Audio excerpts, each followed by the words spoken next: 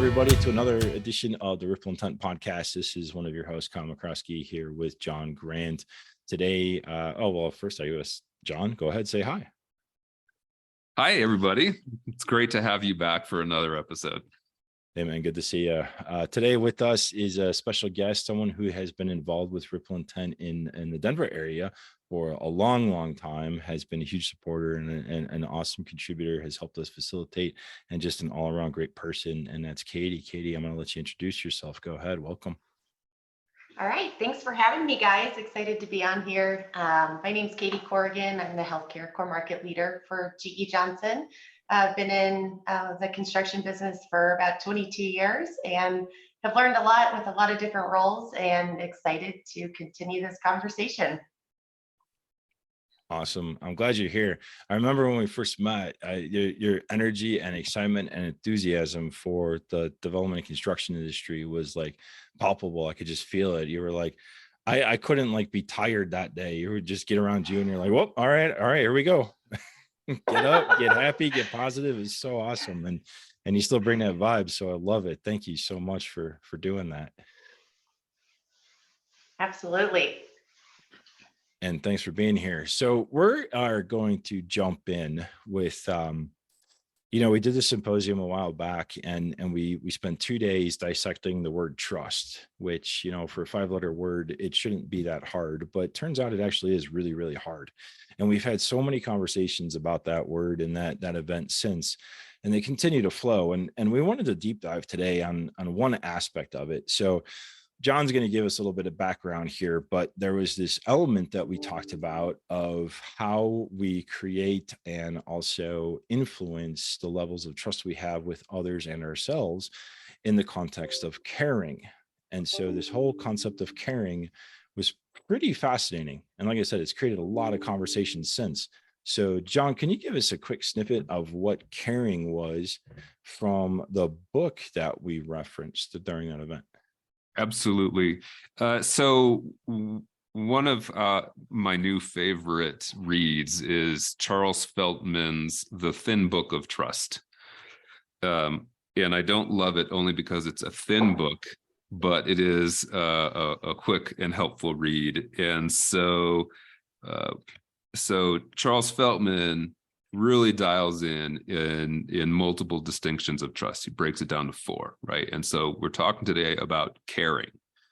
So I love his definition, and I'm actually going to just kind of read how he starts as defining this. So care is the assessment that you have the other person's interests in mind, as well as your own, when you make decisions and take actions, and that your intentions toward them are positive. So caring is, we're in this together.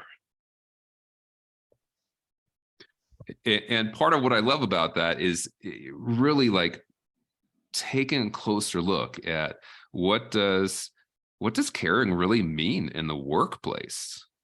It feels natural at home.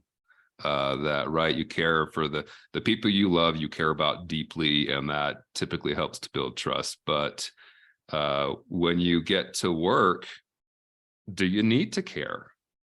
And short answer, yes, you should be caring, right? How do you build trust with people? A lot of people need to know that you care in order for them to trust you. So Katy, I'm kind of curious, what has your experience been with caring at work? Yeah, I think, I've had a lot of positive experience when it comes to having people on our team that care about your growth, care about, the goals that are set. But then I think there's also been a part where people don't care. They care really about, themselves and making sure that they look good and that they are succeeding, and it's more of I. And so I think there was a long time where people would kind of come to work armored up, and whether that looked like perfection or if it looked like, putting someone else down to make them look better. I think that is obviously shifting away, and people can see through that. But I think there was a long time where we were trained in order to become this person where maybe didn't have as much care. And so looking at it now and seeing, all the leadership courses that you go through, and obviously through Ripple Intent, being a good leader really is 80%. They say 80% is about your people skills and really understanding what gets people motivated and how do you demonstrate that care. And I think care is going to be tested throughout, but that really needs to come through as we all, continue to try to achieve these goals. Because I think people are so much more motivated when they feel like they do have a leader that cares for them and a team that really cares for them and supports them, more than the other way around of being kind of siloed. I don't know if you guys, how you guys see teams work, but I assume you guys have witnessed both sides of this. Oh yeah. Yeah. Right. Like the people who come in first thing in the morning and are like, all right, let me tell you about last night. Here's what happened, blah, blah, blah, blah, blah. And then they go on into, and what about the game, right? Did you see the Nuggets game or did you see the Broncos game? And then you got someone standing there going, I got stuff to do. I just don't care. Right. And they nod and they're polite and they move on and they're like, oh, it's so frustrating. I hate running into that person because they always take up 10 minutes of my time and I can't stand small talk. And other people are like, wow, I built this relationship because they listen to my small talk and we chat when I first get here in the morning and it's fantastic.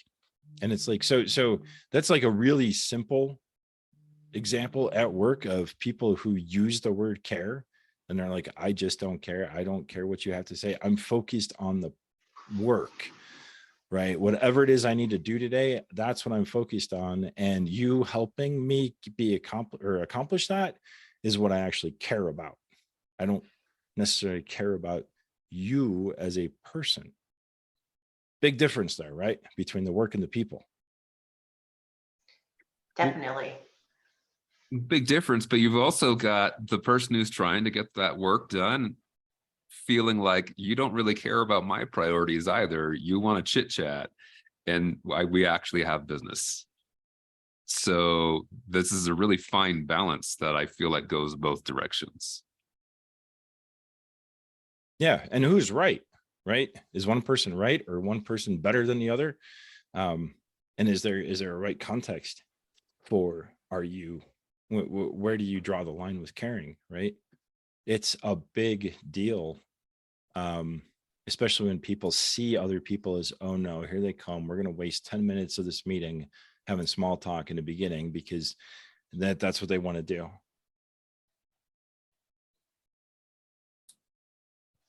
Right. So then that it kind of, I guess the other aspect goes beyond some of those, the social norms of, hey, let's chit chat, have some little conversation, to at what point do you really get to oversharing? And is oversharing really pushing the boundary of caring, right? For either the recipient or the one who's sharing. And what does that actually look like on a day-to-day basis? How do we deal with that? Yeah, I think that's the fine line because, a lot of people feel that trust is really important and that requires you to share all of your information with someone. And I think in the workplace that was maybe misguided, and everybody's trying to feel, how do we test out trust? And, again, everybody's a little bit different on, do you immediately trust someone or does it take you, an experience to then trust them? So I think the sharing is tough because people feel very comfortable in sharing information, but then I think that can also backfire, especially in professional settings, if people are potentially oversharing. But then if they're also not sharing, if they have a lot of things going on, you might see them show up in the workplace differently, but you don't really understand why. And so, it's kind of having that grace as well to understand that you're not necessarily understanding everything that's going on with them. And they also might not feel comfortable sharing it. So how do you navigate that, with people on your team, but also be respectful of the boundaries that they want to, keep some things private. So, but then also you've got people that overshare and you kind of wish that they wouldn't because you don't know how to handle that information and support them at work. And so there's definitely a lot of different scenarios that I've seen, and I'm sure you guys have too. And what is that element of of sharing what's enough for the work environment and how does that actually make your team better. So if we establish as a baseline, right, I take at face value from Mr. Feltman that caring is an important aspect of trust. And I think we can all agree that trust is incredibly important in building teams. It's important in actually even getting the work done in the workplace. So we understand that people need to feel valued. And one of the ways we can make them feel valued is to care about them. Then how do we get to that point? How do we balance the overshare versus making them feel valued? Yeah, it's a good question. You know, the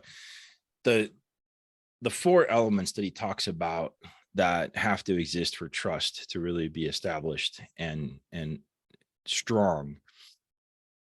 People put different weight on different ones, right? So I appreciate reliability and competence followed by sincerity and caring. And there's a lot of people who flip that around. And so for the people who naturally want to build trust through demonstrating sharing or caring about other people, right? Their first inclination is to open up. Let's talk. Let's participate in something together. Let's share stories about our family or our kids or our vacation or our interests or our hobbies or our favorite pizza, right? All the icebreakers that people like me roll their eyes at because we feel that this is not as important.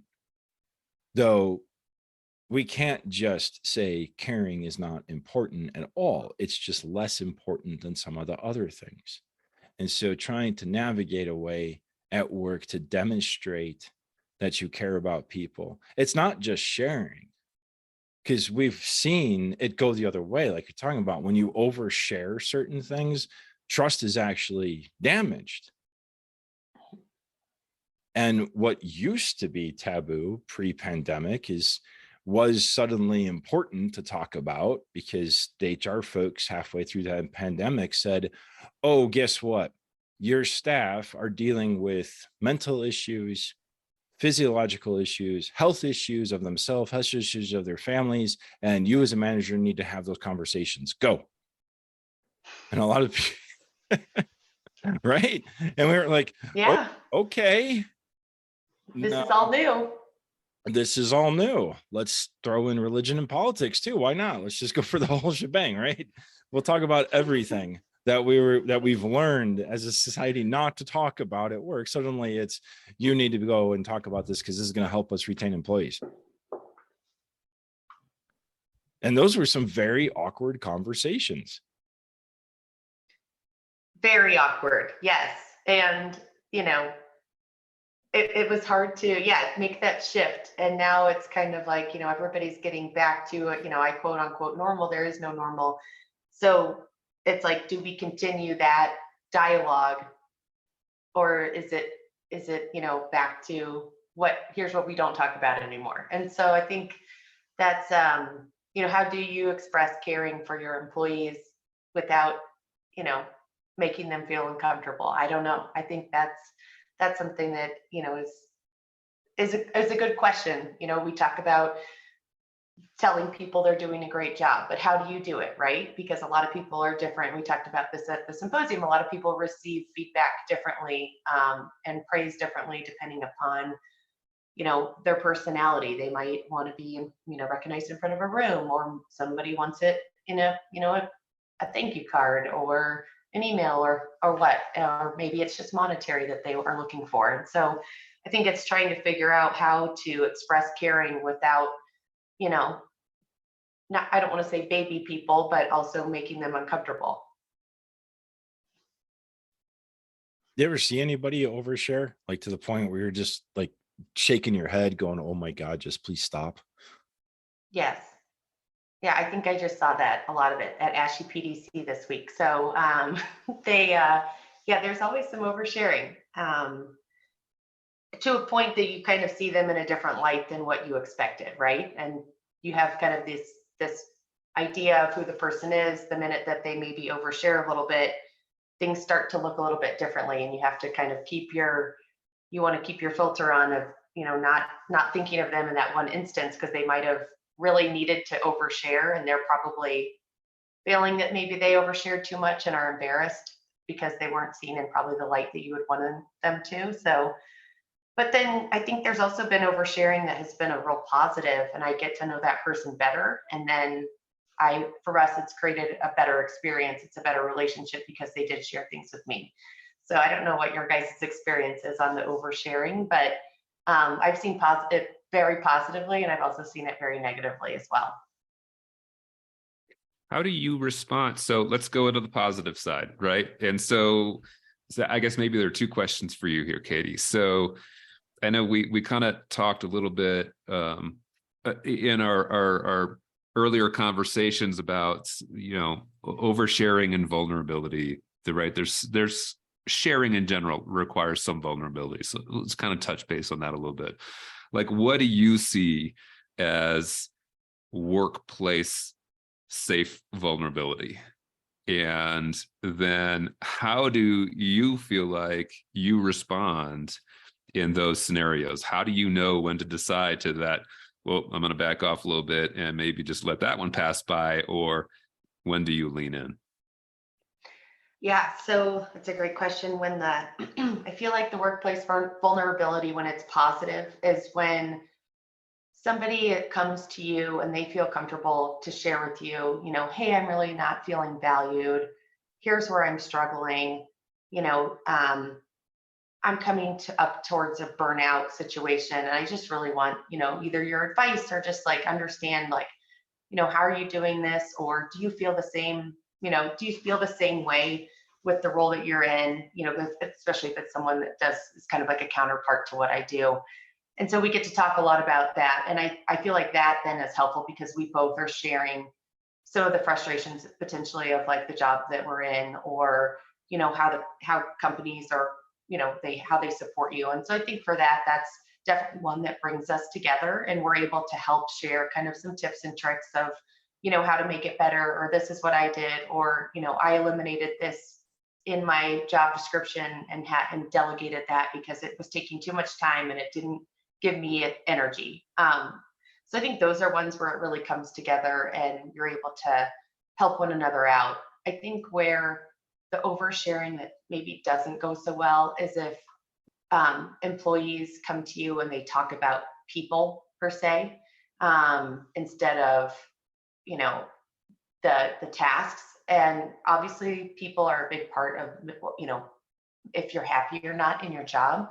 But when they become like a personal attack, that's usually when I just, let them continue to talk, but obviously don't engage, and then kind of let them say it out loud. And then they usually correct and say, you know what, I think I'm way off on this. So like not engaging in those conversations, I think keeps it very professional, because there's no winning in talking about, someone's personality or credibility to really get you to the finish line. And I think if you get a lot of people ganging up on a leader, that just is never going to get you there. You need to really talk about the specifics and how we're going to make it better, and what you can do, or what are we missing from these conversations, and have you talk to them about it, because I don't want it to be a 5 versus 1 sort of situation and I'm not buying into it. And so I think that's when the oversharing just seems a little bit like just unprofessional in nature. Then that's usually when you just kind of have to let them talk about it, but then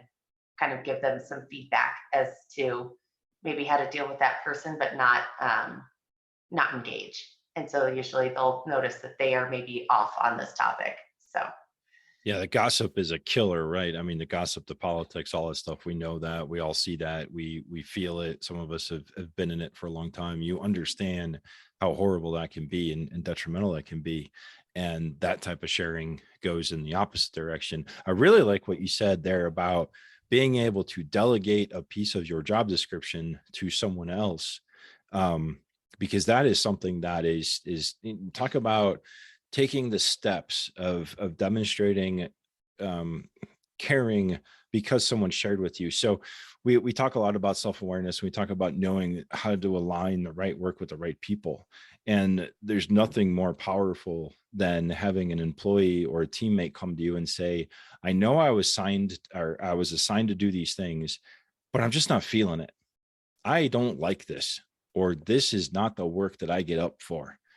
And recognizing that is not oversharing. That is vulnerable for sure. Right. I mean, there's a couple of responses to that, and then go do your job. And that's what you need to do, and just suck it up and tough it out. But the reality is there someone else on our team or in our group that would be better suited to doing those aspects of the work? And that is an awesome way to demonstrate, look, I heard you, right? I heard you, I see you, and I get that this stuff is tedious.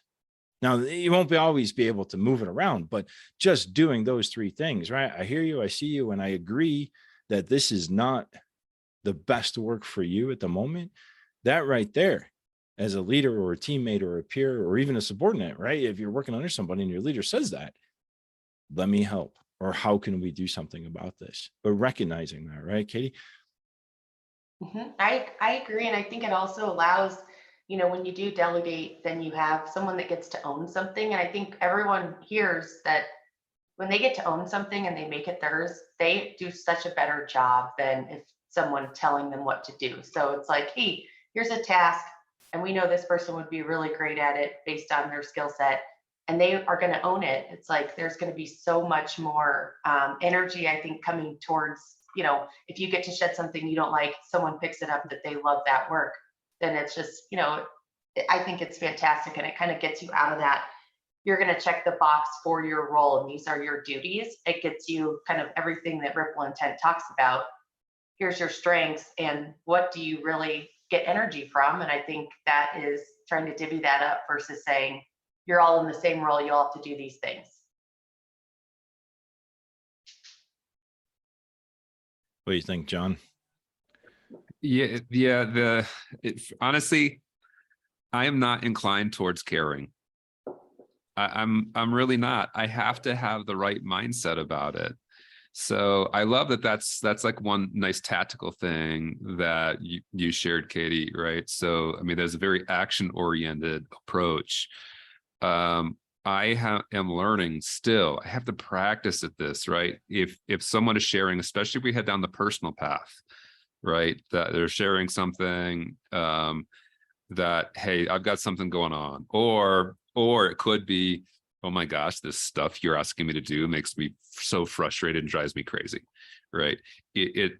I'm learning how to be empathetic, because again, that's not one of my top strengths, but how to sit with the person and absorb, just be with them without immediately solving their problem for them, and just to make sure that they feel heard. And that takes a lot of practice. I have to sit with all the time. And sometimes I don't hear the trigger right away. It takes me a few minutes of a conversation to go, oh my gosh, this is what you need out of me. So that's like an ongoing struggle as a leader for me. Which not is definitely they're not always trying to get you to solve their problem. Right. I think that's where I struggle as well. I think everybody does. It's like I'm usually listening to find a solution. And I think that's a lot how our industry is wired, is like, you've got a problem, let's find a solution. And I realize sometimes I just have to just listen and not provide feedback, just to like demonstrate that they've been heard, but I'm not taking action, and that's a struggle. I think we're all working on that, because it's part of that listening, but no action. And we've been used to taking action, I think, when people come with a problem, or at least a lot of people in our industry have been. Absolutely. That's probably one of the biggest barriers that I think that most people have is when you're listening to solve somebody else's problem, take an action, figure out what the next step is. And that in one way, it does show that you care, because the person, whatever it is, they have a problem, and your way of demonstrating that you care about them is you're actually caring about the problem and not necessarily them. And John, what you were touching on with the empathy piece is a whole nother conversation for another day, but that's absolutely true. Are you actually listening for what truly is the problem here? What are they actually asking you for? Are they asking you to help in the technical problem? Are they asking you to help in the emotional problem? Are they asking you to just sit there and shut up and listen while they talk? Are they asking you to ask questions to help them process through whatever it is they're processing through? And this doesn't matter what the topic may be. It could be a technical problem. It could be a family problem. It could be a dating problem. It could be money problem, right? All these things that somewhat crept into a manager's life during COVID, which still are sprinkled in.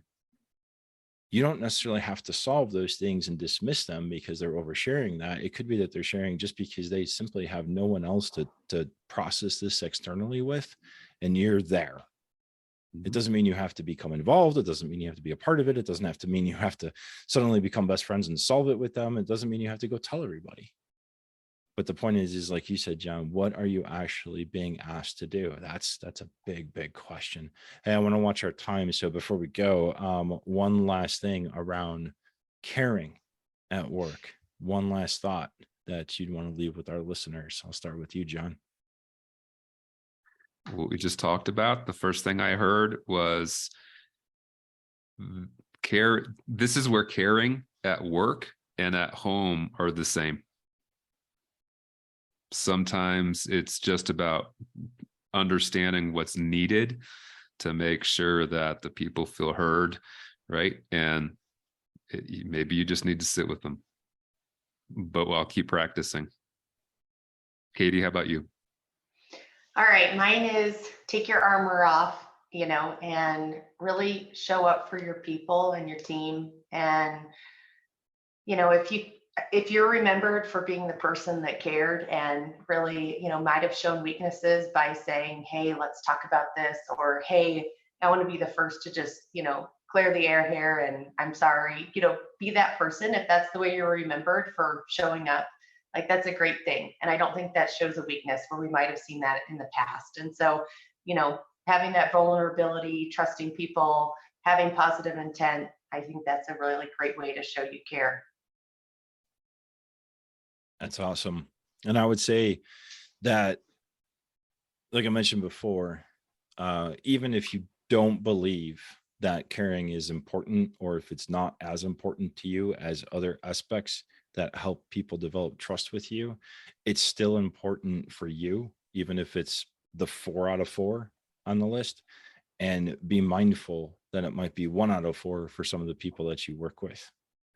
And so everyone approaches it differently. And so you need to keep an open mind.